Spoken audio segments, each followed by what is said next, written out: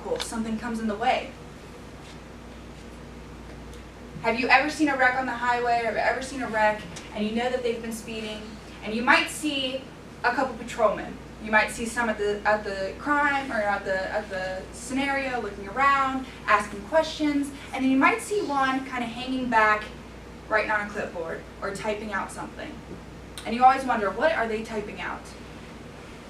Well, they could be figuring out how long it took for that vehicle to come to a complete stop. And how they do that is very simple. They add the perception distance to the reaction distance, and finally to the total braking distance. And that will give you the stopping distance. So I want to come up with a little scenario for you guys. I live right outside of Flushing. It's a very small town. If you drive through it and you blink, you're going to miss it. Okay? This past weekend, we had a ton of trick-or-treaters. All right? On a good day, on a lazy day, we still have a ton of kids. We got kids riding bikes. We have kids playing in the yard. We have kids walking. We have people walking. There's always something going on. If you go to Barnesville, you're going to see people walking their dogs. You go to Bridgeport, there's people walking down to get a pop from the gas station. Kids are playing, right? These small towns have life to them. And oftentimes, if you look outside, you're going to see that happen. So the scenario is this. All of you are driving, and you're going 30 miles through town, which is pretty common. It's about 30, 35 through Flushing. And you see off in the distance, you see two small children. And what do children do? They play. They're playing with a ball. They're throwing it back and forth.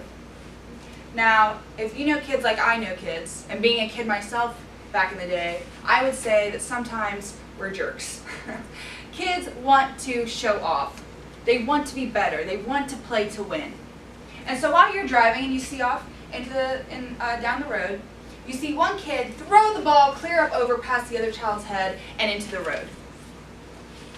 Now tell me, do you think those kids are going to look at that ball in the road and think, and go inside? No, right? They're going to go out, they're going to get that ball, they're going to come back, and they're going to continue to play.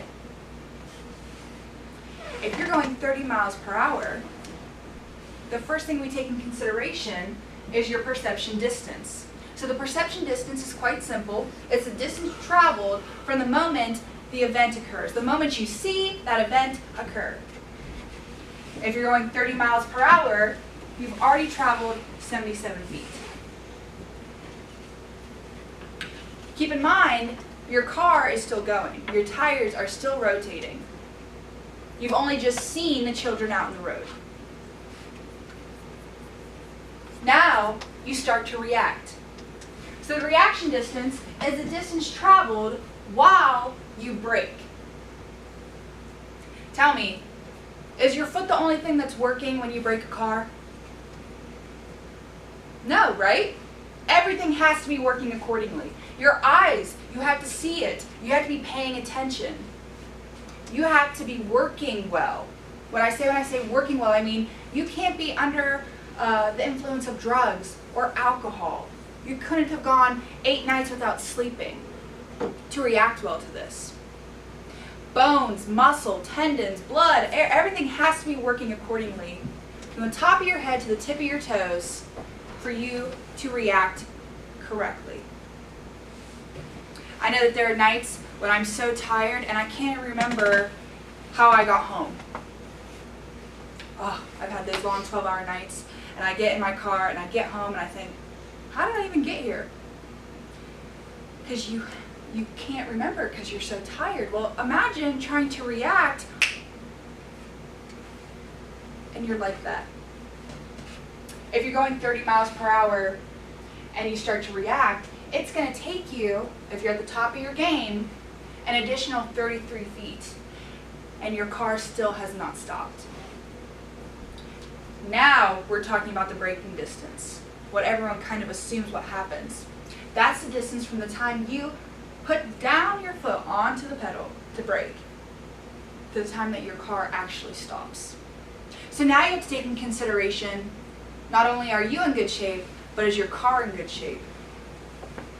If your brakes are squealing and you think, I got some more use in them, You ever have a brake go out in your car, your brakes go out? It is scary. So you always have to check, is my car in tip-top shape? Because going 30 miles per hour, which is nothing, right? You still have to tack on 43 feet. And then you add that together, and from the moment you see those kids in the road, to the time your car actually stops, you've traveled 153 feet. If you're going the speed limit and you're wide awake and your car's in tip-top shape, what are the chances that those children are safe and playing in their yard with that ball? It's pretty decent, right? You're following all the rules, everything's going good. Those kids are probably safe. But what if you speed? What if instead of 30, you're going 55? You're late to work, you're late to school, you're late to your friend's house, you're late coming back from your friend's house. And you think there's no harm in going a little fast. Well, let's revert back. What would have taken you 77 feet to see it, your car has traveled nearly double. Because remember, you're going faster, right? You're getting there. So now you have to react. You're reacting nearly double again. Finally, you brake and you total that. Football fans, how many feet are in a football field? 360, I think. Does that sound about right? We've traveled nearly a football field to get our car to stop. Tell me, what are the chances that those kids are safe? It's gotten slim, right? Maybe you broke a sweat out. Maybe it was just in time. Maybe you think you'll never do that again. But what if you go fast? What if you go faster? What if you're going 70 miles per hour? Tell me, have any of you guys ever seen a deer hit on the highway? Does that deer look like a deer? Does your car look like a car afterwards?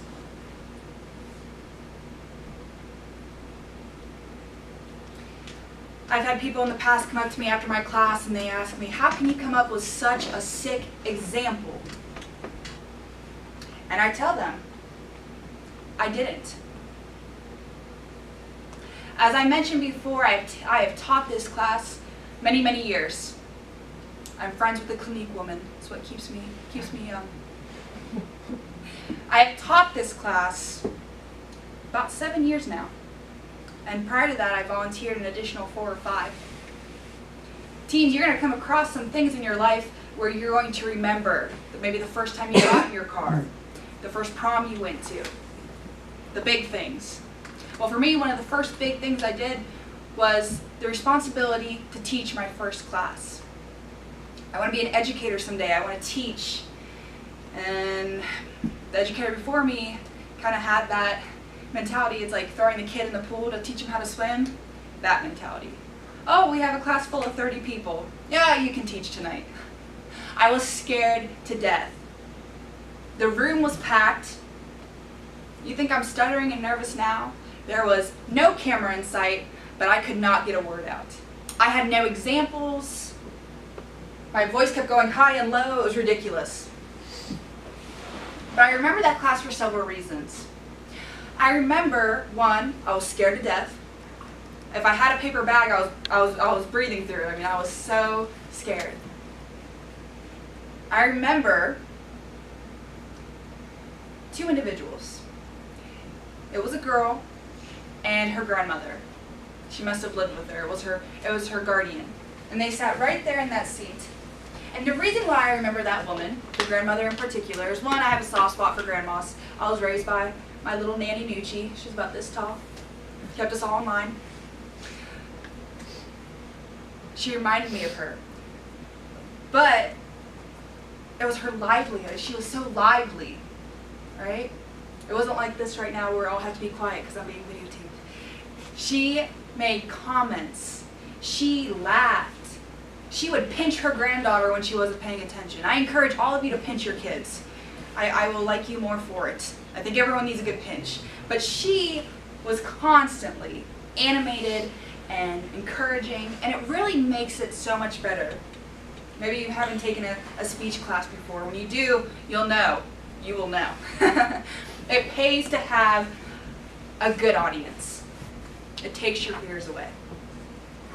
So I had the same setup. I'm going through the PowerPoints. I'm going pretty quick. I'm going through the slides because I don't have any examples. I'm like, oh, you shouldn't do this. Oh, you shouldn't do that. And we get to this slide, and I have nothing to go on. And so I'm just telling the kids, oh, you're going to stop, and it's going to do this, and it's going to do that. And the entire duration prior to this slide, the little old lady, you know, she was smiling and making comments. But when I got to this, nothing. Stone face. In fact, if anything, she looked mad. And in my head, I'm thinking, I screwed up. I did something wrong. There's not 360 feet in a football field. What's, you know, in my head, red flags, sirens. I got through the rest of the PowerPoint in probably 2 seconds. And then I dismissed everyone for a 15-minute break. Because I was going to go in the back of the room and cry. Because I thought, I am not cut out to be an educator. I cannot talk to people. So I got out in that hallway, and I'm making my way down. And I feel someone tap me on the shoulder. And I turn around, and it's that same little old lady. And I thought, oh my gosh, she's going to give it to me. She's going to yell at me. She's going to get me fired. And I said to her, I said, you know, I said, I couldn't help but notice that you stopped talking in the middle of was there something wrong? Did I say something? Did I insult you? I'm apologizing for what I don't know. And she said,